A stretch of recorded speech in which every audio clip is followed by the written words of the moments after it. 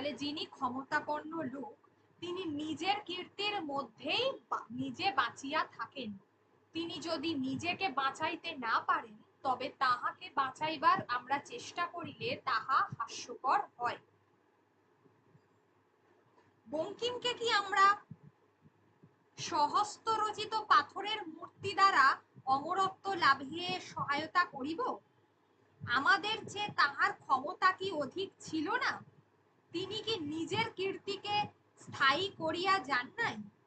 হিমালয়কে স্মরণ রাখিবার জন্য কি চাঁদা করিয়া তাহার একটি কীর্তিস্তম্ভ স্থাপন করার প্রয়োজন আছে?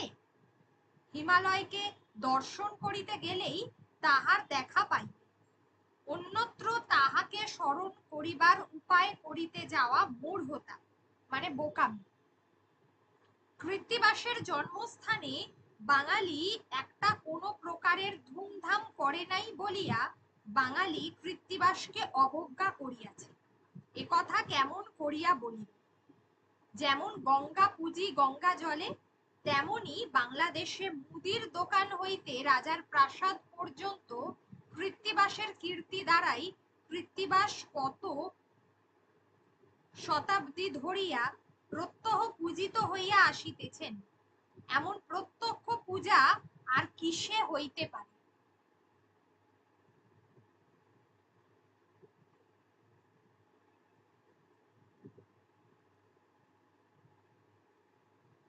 কি বুঝেছ একটু শুনি। আমি বলি, বিষয়টা হচ্ছে যে এখানে প্রথমত দুটো উদাহরণ আছে, একটা বঙ্কিম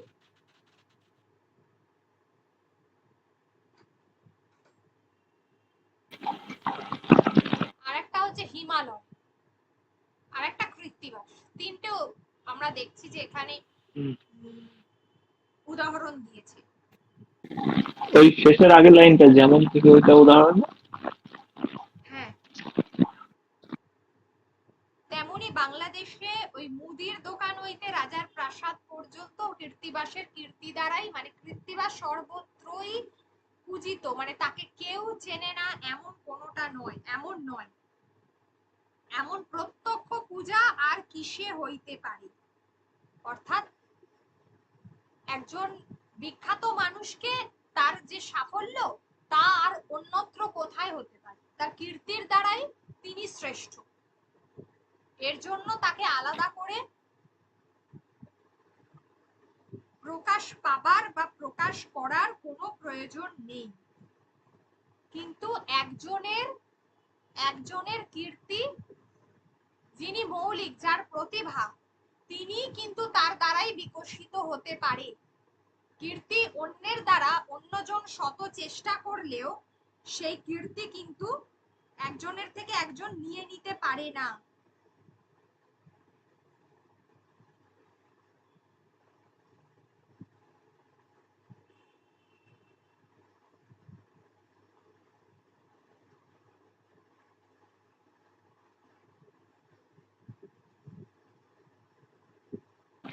ম্যাম, এটা কি ওই সামর্থ্যের মধ্যে কিছু আছে, যে আমাদের সামর্থ্যের মধ্যেই থাকা উচিত, এরকম টাইপের কি কিছু বলে?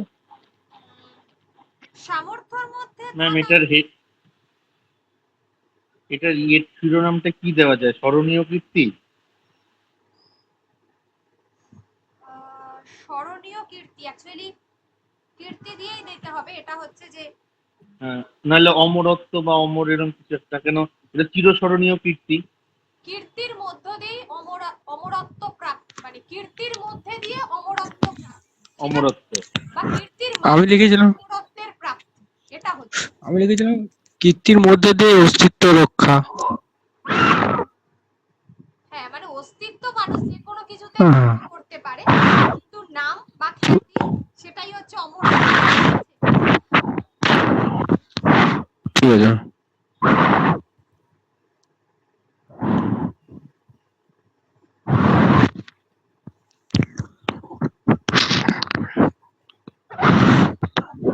কীর্তির মাধ্যমে খ্যাতি লাভ, এটাও হতে পারে। আর হতে পারে যে কীর্তির দ্বারা অমরত্বের প্রাপ্তি, সেটাও হতে পারে। কীর্তির দ্বারা অমরত্বের প্রাপ্তি, সেটাও হতে পারে। এখানে একটা লাইন বলেছে, তিনি কি নিজের কীর্তিকে স্থায়ী করিয়া যান নাই? হিমালয়কে স্মরণ করবার জন্য চাঁদা করিয়া একটা কীর্তি স্তম্ভ স্থাপন করার প্রয়োজন আছে কি? মানে হিমালয়কে দেখবার জন্য একটা কিছু স্থাপন করবার কোনো প্রয়োজন নেই। তাকে দর্শন করার জন্য সেই হিমালয়ের মানে তাকে সেই স্থানে যেতে হবে, গেলে দেখা যাবে। হিমালয়কে দর্শন করিতে গেলেই দেখা পাইবে। তো তাহাকে স্মরণ করিবার করিতে যাওয়া মূর্খতা, মানে বোকামি। ওইভাবে তাকে স্মরণ করাটা উচিত নয়, এটাতে বোকামি ছাড়া আর কিছুই হবে। হিমালয়কে দেখলেই সেটা যে কতটা বিশাল সেটা আমরা এমনিতেই উপলব্ধি করতে পারি। কৃত্তিবাসের জন্মস্থানে বাঙালি একটা কোনো প্রকারের ধুমধাম করে নাই বলিয়া বাঙালি কৃত্তিবাসকে অবজ্ঞা করিয়াছে। মানে ওই জায়গাটা বিশাল কোনো উন্নতি হয়নি বলেই হয়তো বাঙালি ওই কৃত্তিবাসকে বুঝতে পারেনি। এ কথা কেমন করিয়া বলিব? যেমন গঙ্গা পুঁজি গঙ্গা জলে, তেমনি বাংলাদেশে মুদির দোকান হইতে মানে পার্টিকুলার কৃত্তিবাস যে স্থানে জন্মগ্রহণ করেছে ওই জন্মস্থানটা খুব একটা বিখ্যাত নয় বলে কৃত্তিবাসকে কেউ চিনবে না এমনটা নয়। তিনি রামায়ণ লিখেছেন বলেই তাকে সকলে চেনে, এবং সেই কারণেই গঙ্গা পুঁজি গঙ্গা জলে। তো সেই কারণেই বাংলাদেশে মুদির দোকান থেকে আর রাজার সব জায়গায় কিন্তু কৃত্তিবাসের কীর্তি দ্বারাই কৃত্তিবাস কত শতাব্দী ধরিয়া এই কারণেই সবাই রামায়ণ পড়ছে, এবং ওনার বাঙালির রামায়ণ একমাত্র কৃত্তিবাসী লিখেছে। এমন প্রত্যক্ষ আর দৃশ্যে হইতে পারে। তাহলে এটাকে যদি আমরা এটাকে তো একটু অন্যরকম ভাবে লিখতে হবে। ফার্স্টে তাহলে লিখতে হবে যে মানুষ তার কীর্তির মধ্য দিয়ে লাভ করে অমরত্ব।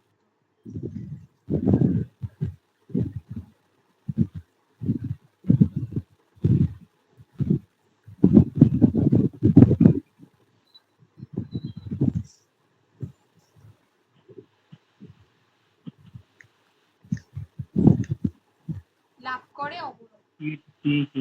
কীর্তিহীন বা অযোগ্য মানুষকে কৃত্রিম উপায় অমরত্ব দান করা যায় না। মানে এখানে তো এক্সাম্পল গুলা দেওয়া উচিত না, কেন বেশি তো বোর্ড নাই, মানে বঙ্কিমচন্দ্র হিমালয় বলে দিয়েছি, ওই তিনটের একটাও এখানে উল্লেখ করা যাবে। আচ্ছা, তাহলে ওর জায়গায় অন্য কিছু ইউজ হবে। এখানে হলো প্রথম, মানুষ তার কীর্তির মধ্য দিয়ে অমরত্ব লাভ করে। আচ্ছা, ওই যেটা অযোগ্য মানুষ সেটা লিখতে হবে যে একের প্রচেষ্টা অপরকে অবিস্মরণীয় করে অমরত্ব দান করতে অক্ষম। একের প্রচেষ্টা মানে একজন যিনি আসল কর্তা, যিনি আসল স্রষ্টা। এটাকে অনেকভাবে লেখা যায়, সেন্টেন্সটাকে বলে দিচ্ছি। প্রথমটা হলো যে একের প্রচেষ্টা অপরকে অবিস্মরণীয় করে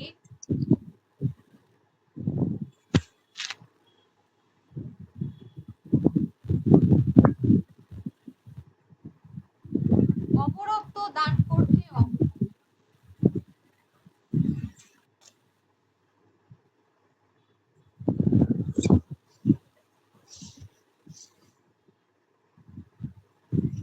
এটা একটা গেল।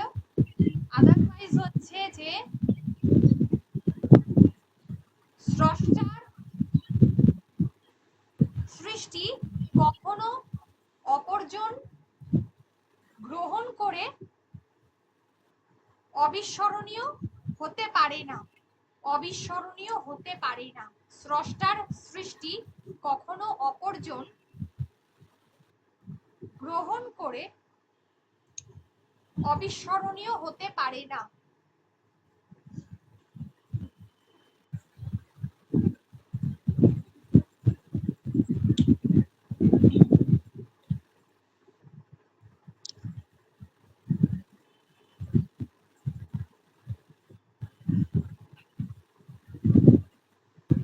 কখনো অপরজন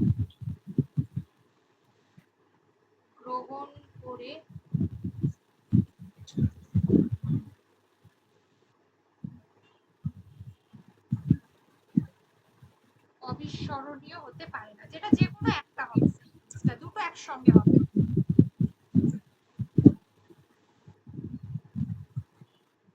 হয় প্রথমটা হবে নইলে দ্বিতীয়টা হবে। এবারে হচ্ছে কীর্তিমানেরা বা সৃষ্টিশীল মানুষেরা সাধারণের থেকে সবসময় উন্নত বা অত্যুন্নত, ঠিক আছে, এটাও হয় এই শব্দটাও।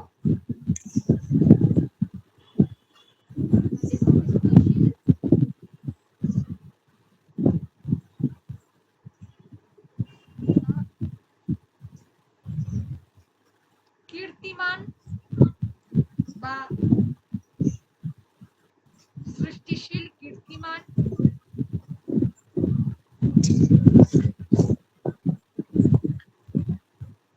কীর্তিমান মানুষেরা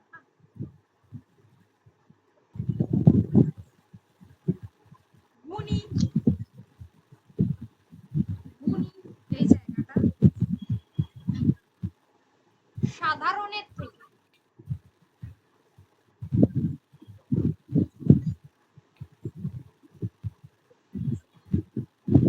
সাধারণের থেকে বহু গুণে উন্নত হতে পারে। এই শব্দটা একটু কঠিন, না দেওয়াটা না মনে থাকলে। অত্যুন্নত হতে পারে মানে অতি উন্নত হতে পারে, এই দুটো হতে পারে। এগিয়ে হতে পারে, এগিয়ে। তারা আপন কীর্তির জন্যই চিরস্মরণীয় এবং পূজনীয়। চিরস্মরণীয় এবং পূজনীয়, তারা আপন কীর্তির জন্যই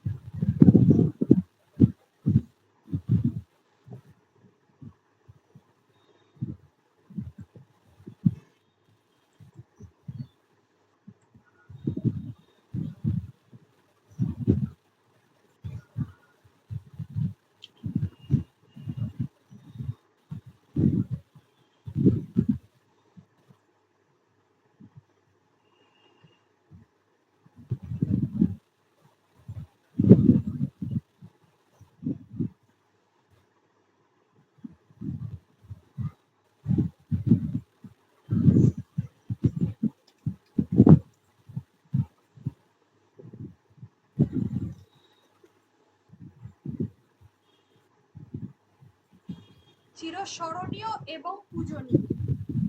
আর আপাত দৃষ্টিতে অবহেলিত মনে হলেও তারা সর্বত্র পূজিত হন। আপাত দৃষ্টিতে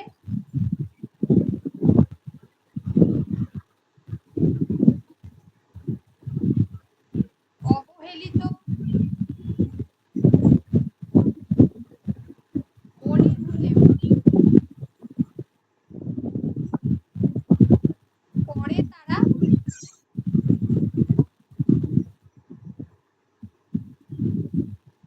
সর্বত্র পূজিত হন।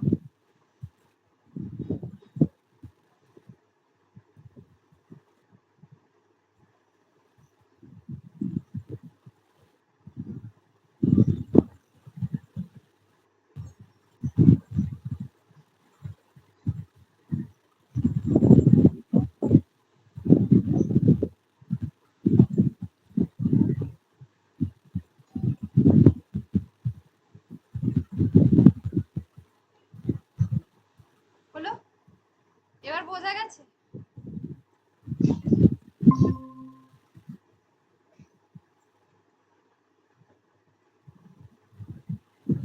প্রথমটা একটু বোঝা গেল?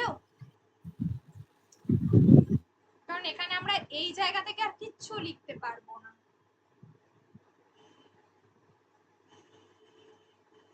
মূল বিষয়টাকে এখানে তুলে আনতে হবে। এইটার পার্সপেক্টিভে এই তিনজনের যে যে গুণগুলোর কথা বলা হয়েছে, সেটা বঙ্কিমচন্দ্র আর হিমালয় আর কৃত্তিবাস, তারা প্রত্যেকেই নিজ গুণে, একমাত্র এই দুজন ব্যক্তি ছাড়া অন্য একটা ব্যক্তি নয়, তবে তার যেমন গঙ্গার একটা যেমন এখানে বলেইছে গঙ্গার একটা মাহাত্ম্য রয়েছে, তেমনি হিমালয়েরও একটা মাহাত্ম্য রয়েছে। কোনো কিছু দিয়ে সেটা তাদের প্রাকৃতিক মাহাত্ম্য, কোনো কিছু দিয়ে এগুলো নষ্ট হবে না, এটা কেউ গ্রহণও করতে পারবে না, কেউ নিতেও পারবে না। তাই এদেরকে ওই খাটো করতে যাওয়া বা এদের গুণ বিচার করতে যাওয়া, সেটা মূর্খামি ছাড়া আর কিছুই না। এদেরকে ওইভাবে দেখাটা, এদেরকে অনুভব করা যায়।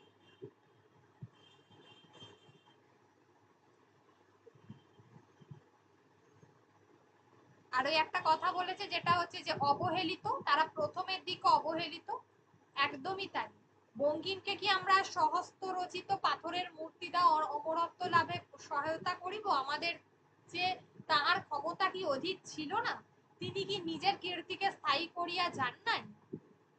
এই একটা জায়গা, এই যে হিমালয়কে স্মরণ করবার জন্য কীর্তি স্তম্ভ স্থাপন করা হয়েছে, দেখো হিমালয়ের মতো এটা কিছু একটা, ঠিক আছে? এটা কখনোই উচিত নয়। এটা দিয়ে যে কোনো মানুষই, যারা সৃষ্টিশীল মানুষ, যারা কৃতি মানুষ, কৃতি শব্দটাও হবে, কৃতি গুণী, এই শব্দগুলো এখানে হবে।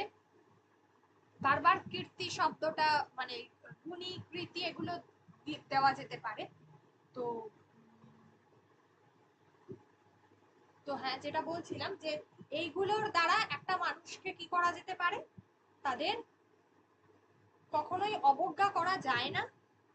আর যে কোনো কৃতি মানুষই, যেটা বললাম যে জীবনের প্রথমে একটা পর্বে তারা অবশ্যই অবহেলিত হন। বঙ্কিমচন্দ্র অবহেলিত হয়েছিলেন, ঠিক আছে? বঙ্কিমচন্দ্র অবহেলিত হয়েছিলেন। প্রবাবলি তিনি একটা কোনো একটা পরীক্ষায় পাশ করতে পারেননি, ঠিক আছে? আমি এক্স্যাক্টলি এই মুহূর্তে আমার মনে পড়ছে না গল্পটা। তিনি একটা পরীক্ষায় পাশ করতে পারেননি এবং একজন গুণী মানুষই তার খাতা দেখেছিলেন, এবং সেই বঙ্কিমচন্দ্র, এবং যেটাতে তিনি পাশ করতে পারেননি সেটা কিন্তু ভাষারই পেপার ছিল, ঠিক আছে? সেই বঙ্কিমচন্দ্রের বাংলা পড়তে গিয়ে আমাদের তো অবস্থা খুবই খারাপ হয়। আমরা ভাবতেই পারি না যে বঙ্কিমচন্দ্র তার ভাষার পেপারে ফেল করেছিলেন। তার কারণ হচ্ছে আগের যে বাংলা ভাষাটা যেটা ছিল সেটা অনেকটাই সংস্কৃত আচ্ছন্ন ছিল, সংস্কৃত আচ্ছন্ন ছিল। সেই কারণেই সেই নিয়ে একটা সমস্যা তৈরি হয়েছে, যে কারণেই তিনি বোধহয় ওই ভাষাটা লেখেননি, এবং সেই কারণেই তাকে ফেল করিয়ে দেওয়া হয়। দুজন ফেল করেছিলেন, যার মধ্যে একজন বঙ্কিমচন্দ্র ছিল। পরবর্তীতে তিনি পাশ করেন। এখনকার দিনে এসব ভাবাই যায় না। পরেরটা, ডক্টর বিধানচন্দ্র রায়ও তাই ছিলেন। জীবনের প্রথম পরীক্ষায় তিনি মোটেই পাশ করেননি। আর আজকাল লোকে কোটি কোটি টাকা দিয়ে ডাক্তার।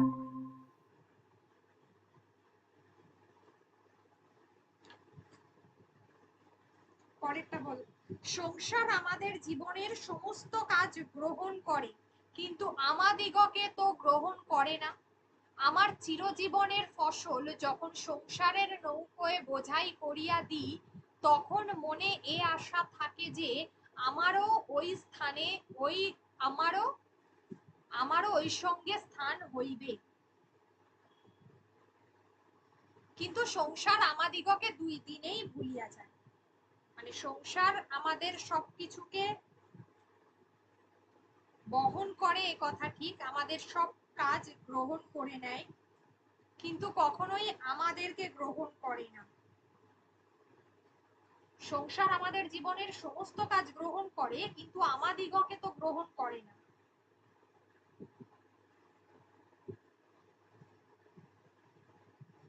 আচ্ছা, এবার বলছে যে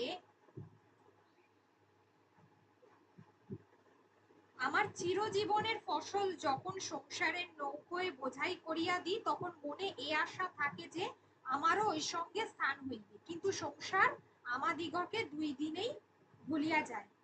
একবার ভাবিয়া দেখো, কত লক্ষ কোটি বিস্তৃত মানবের জীবনপাতের উপর আমাদের প্রত্যেকের জীবন গঠিত। আমাদের আহার বিহার মানে আমরা খাচ্ছি, বসন, আমাদের পোশাক, ধর্মকর্ম, ভাষা, ভাব সমস্তই পূর্ববর্তী অসংখ্য মানবের বিস্তৃত কর্ম, বিস্তৃত চেষ্টা দ্বারাই বিস্তৃত। মানে আমরা সবসময় আমাদের আগের যে জেনারেশন তাকেই কি বলবো অনুসরণ করেই বড় হই। আমরা আগুন জ্বালাইয়া রাঁধি, যাহারা আগুন আবিষ্কার করিয়াছিল তাহাদিগকে কে জানে?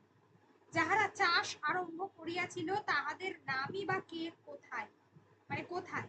যাহারা যুগে যুগে নানাভাবে মানুষকে গড়িয়া তুলিতেছে তাহাদের কাজ আমাদের মধ্যে অমর হইয়া আছে, কিন্তু তাহার নাম ধাম সুখ দুঃখ লইয়া কোন বিস্মৃতির মধ্যে অন্তর্হিত হইয়াছে, কোন বিস্মৃতির অতল গহ্বরে অন্তর্হিত হইয়াছে।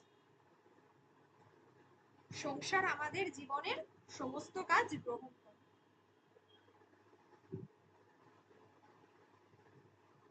কি হবে এটা?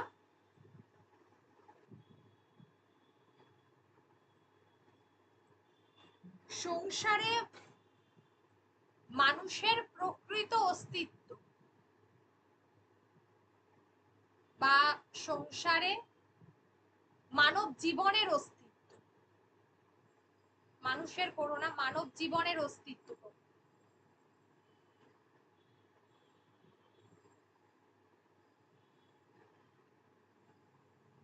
সংসারে মানব জীবনের অস্তিত্ব, এটা শেষের কবিতা উপন্যাসে আছে রবীন্দ্রনাথ ঠাকুর। জীবন স্মৃতিতেও থাকতে পারে, আমার অতটা খেয়াল করছে না, কিন্তু উপন্যাসে আছে একটু তোমার।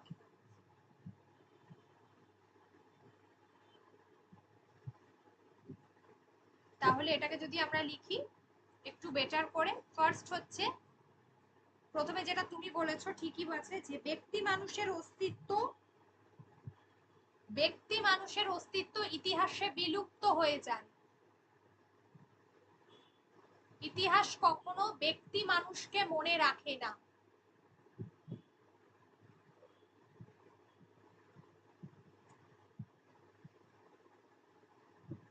দুটো সেন্টেন্সই হতে পারে। এক, ইতিহাসে বিলুপ্ত হয়ে যায়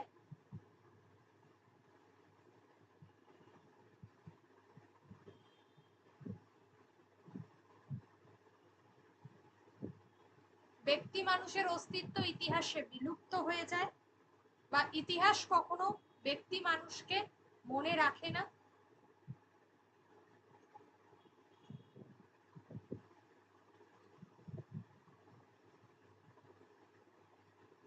এটা একটা হলো। দুই হচ্ছে যে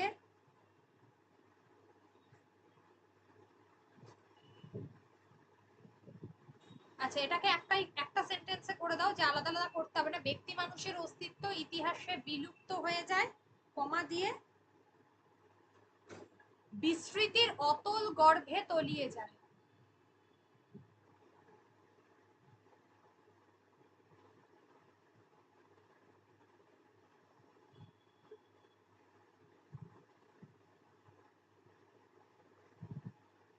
দাঁড়িয়ে দিয়ে দাও। এবার করো যে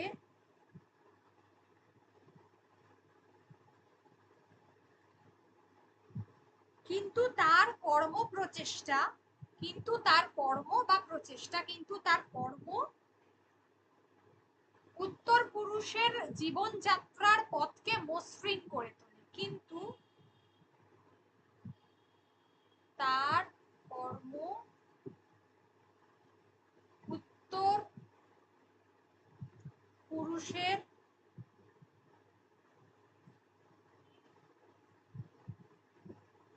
জীবনযাত্রার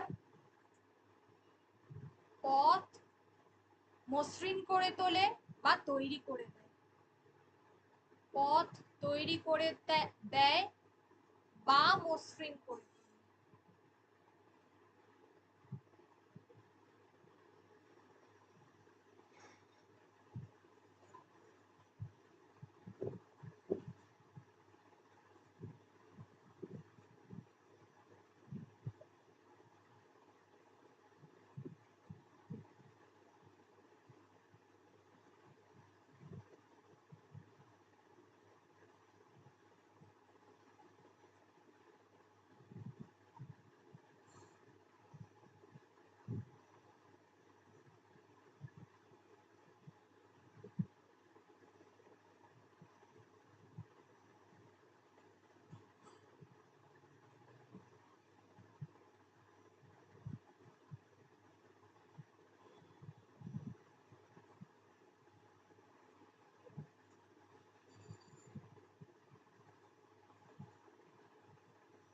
হলো, এবার হলো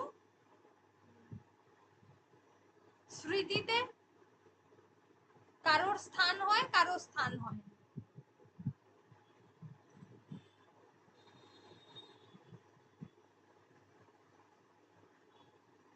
কারোর হয় না।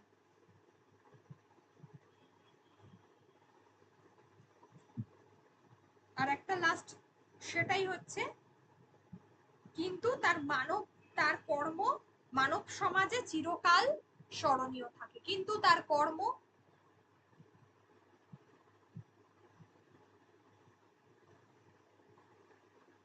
চিরকাল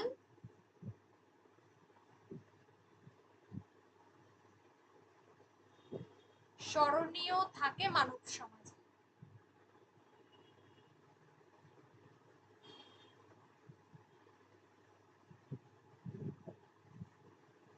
চিরকাল স্মরণীয় থাকে মানব সমাজে।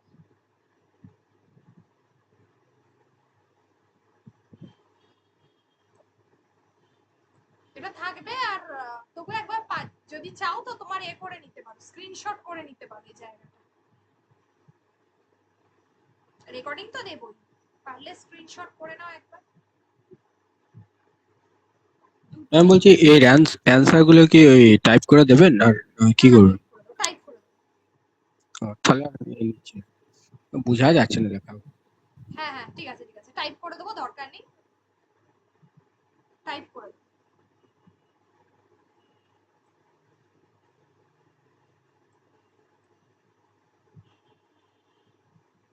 আচ্ছা, তার মানে দেখো, সংসার আমাদের আমাদের সমস্ত কাজ গ্রহণ করে, কিন্তু আমাদেরকে গ্রহণ করে না, মানে আমাদের ব্যক্তি মানুষকে গ্রহণ করে না। একবার জাস্ট বলে দিই, আমাদের ব্যক্তি মানুষকে গ্রহণ করে না, আমাদের শুধু কর্মকে গ্রহণ করে।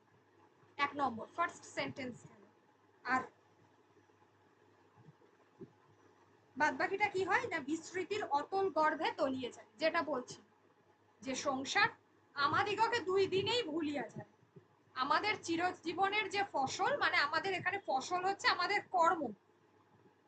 কর্মটাকেই ফসল বলে, যেটা তুলনা আছে, এটা হবে না। এই যে নৌকায় বোঝাই করিয়া দিই, সংসারের নৌকায় মানে সারা জীবন সংসারে খাটি, সেখানে মানুষের কোনো অস্তিত্ব থাকে না, তার কাজটাই থাকে। নৌকায় বোঝাই করে দেওয়া মানে সংসারের জন্য সারা জীবন খাটনি, এটা হচ্ছে তুলনা। তাই এই সেন্টেন্সটা লেখা যাবে না, এটা বাদ।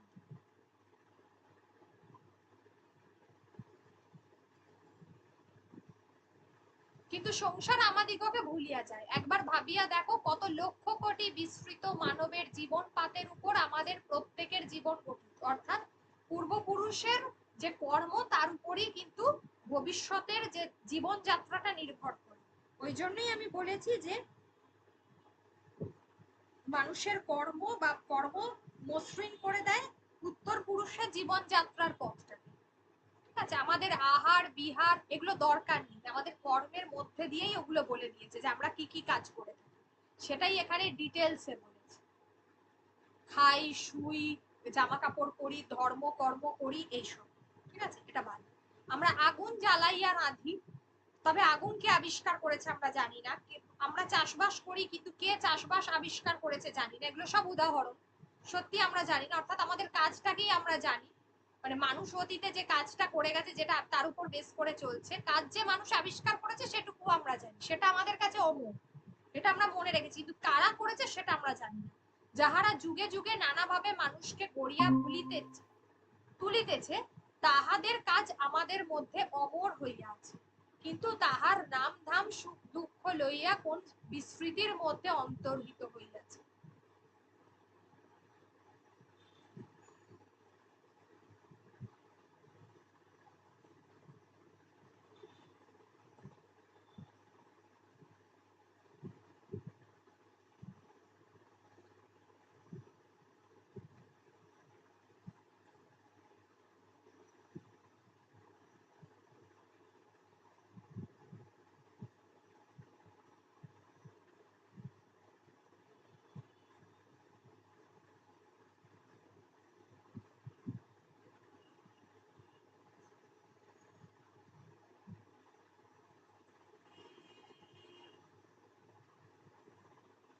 অর্থাৎ স্মৃতির মণিকোঠায় কেউ স্থান পায় আবার কেউ পায় না।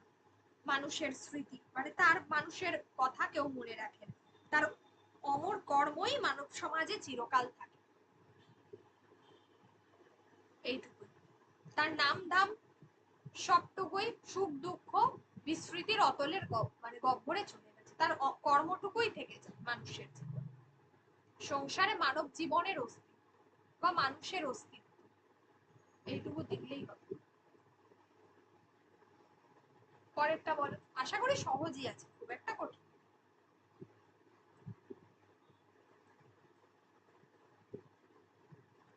বলো।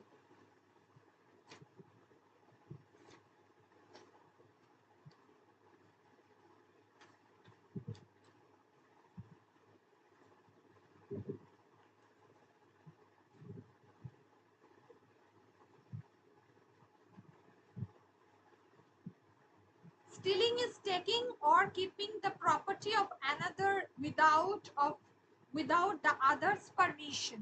কি হবে? লিখেছে যে অন্য কারোর অনুমতি ছাড়া সম্পত্তি গ্রহণ করা বা হেফাজত করা হচ্ছে চুরি। অপরের অনুমতি ছাড়া অন্যের সম্পত্তি রাখা বা গ্রহণ করা হচ্ছে মানে ওই গ্রহণ করা বা হেফাজত করা।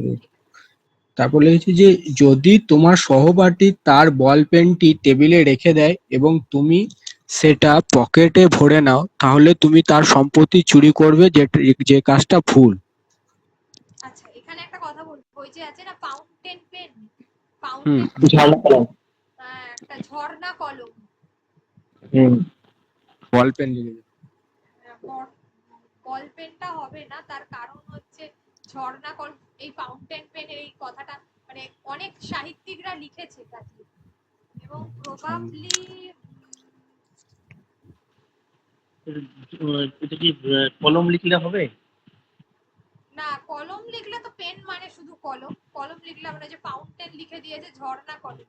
রবীন্দ্রনাথ, শরৎচন্দ্র এরা প্রত্যেকেই লিখেছে, পার্টিকুলার কেউ একজন হাতে ফুটে এই কলমটা মারা গেছে, আমি কোন সাহিত্যিক সেটা আমি শিবনাথ শাস্ত্রী না অন্নদা শঙ্কর রায়, যাই হোক একজন হবে, ভুলে গেছি, বলে দেবো।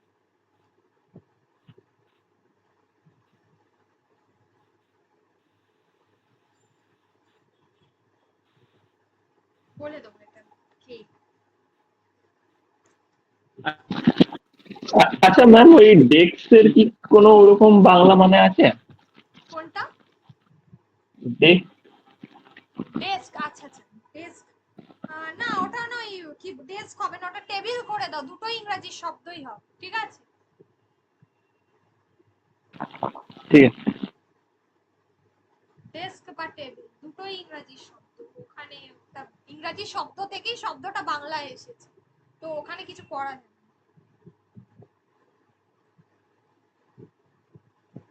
তাহলে যদি তোমার সহপাঠী তার ঝর্ণা কলমটি টেবিলের উপর ফেলে যায়, তাহলে আর তুমি যদি তা পকেটে ঢোকাও, and you pocket it, তুমি যদি সেটা পকেটে ঢোকাও, তবে তুমি তার সম্পত্তিটা চুরি করছো, and you have stealing his property to which you have no right, এবং সেখানে তোমার কোনো অধিকার নেই, যে সম্পত্তিতে তোমার কোনো অধিকার নেই। পরেরটা, if your friend lends you the cricket bat and you keep it, since he forgets to ask for it, you are dishonest. এবার এটা বলো। যদি তোমার বন্ধু ক্রিকেট ব্যাটটি ধার দেয় এবং তুমি সেটাকে রেখে দাও যতক্ষণ তোমার বন্ধু তোমাকে ব্যাটটি সম্পর্কে জিজ্ঞাসা করে, তাহলে তুমি অসৎ। এবং তুমি তা রেখে দাও, কমা, সে তা চাইতে ভুলে যায়, যদি সে ভুলে যায়, হ্যাঁ, সে যদি তা চাইতে ভুলে যায়, তখন তুমি হলে অসৎ বা তখন তুমি অসৎ। আর যদি তোমার বন্ধু তোমাকে ক্রিকেট ব্যাট ধার দেয়, এবং তুমি যদি তা রেখে দাও, তা হবে, হ্যাঁ সেটাকে তা হবে, ঠিক আছে, বাদ বাকি ঠিক আছে।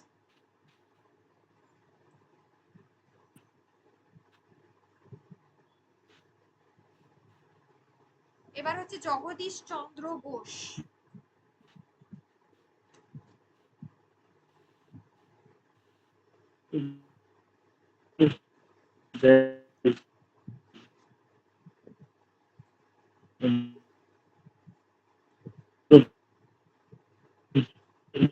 প্রাণকুল আর উদ্ভিদ জগতে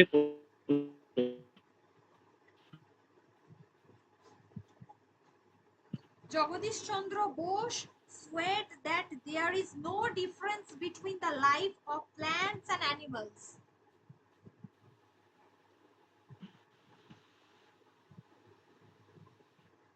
জগদীশ চন্দ্র বসু দেখিয়েছিলেন যে প্রাণী এবং উদ্ভিদের জীবনের মধ্যে উদ্ভিদের জীবনের সঙ্গে প্রাণীদের জীবনের কোনো পার্থক্য নেই বা তফাৎ নেই, কোনো পার্থক্য নেই বা তফাৎ নেই। নো ডিফারেন্স, পার্থক্য বা তফাৎ।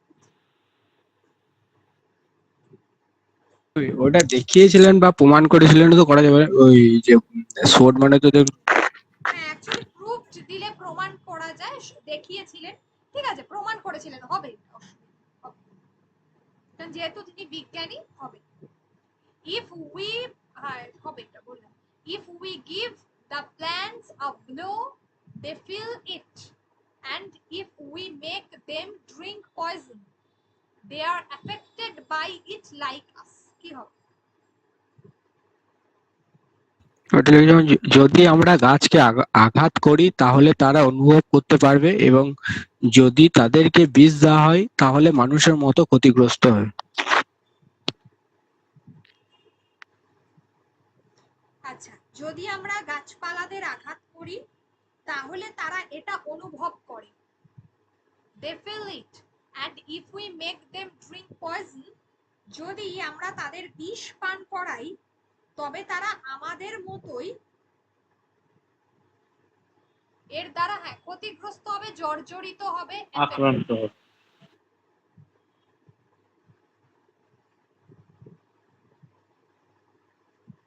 এটাও হবে। Like human beings, they also sleep at night and wake up in the morning, and they even die like men. মানুষের মতোই তারা ঘুমায় আর রাতে ঘুমোয়, সকালে সকালে ওঠে, এমনকি তাদের মানুষের মতো মৃত্যুও হয়। হ্যাঁ এমনকি তারা মানুষের মতো মারাও যায় বা মানুষের মতো তাদের মৃত্যু। ঠিক আছে, এগুলো কিন্তু মিসলেনিয়াসের জন্য ঠিক আছে, এই এই ধরনের এগুলো বা পুলিশের জন্য, বিসিএস এর জন্য কিন্তু এর থেকে একটু এগুলো তো ইজি লেভেল, বা পিএসসি ক্লার্কশিপের জন্য ইটস ওকে, বাট বিসিএস এর জন্য কিন্তু একটু টাফ না। একটু কয়েকটা এই যে আমরা যে ভাবার্থটা করি, এটা তো এবার 25-এর তো ইয়েতে বলে দিলে ওটা স্কুল। গুড নাইট তাহলে। Good night.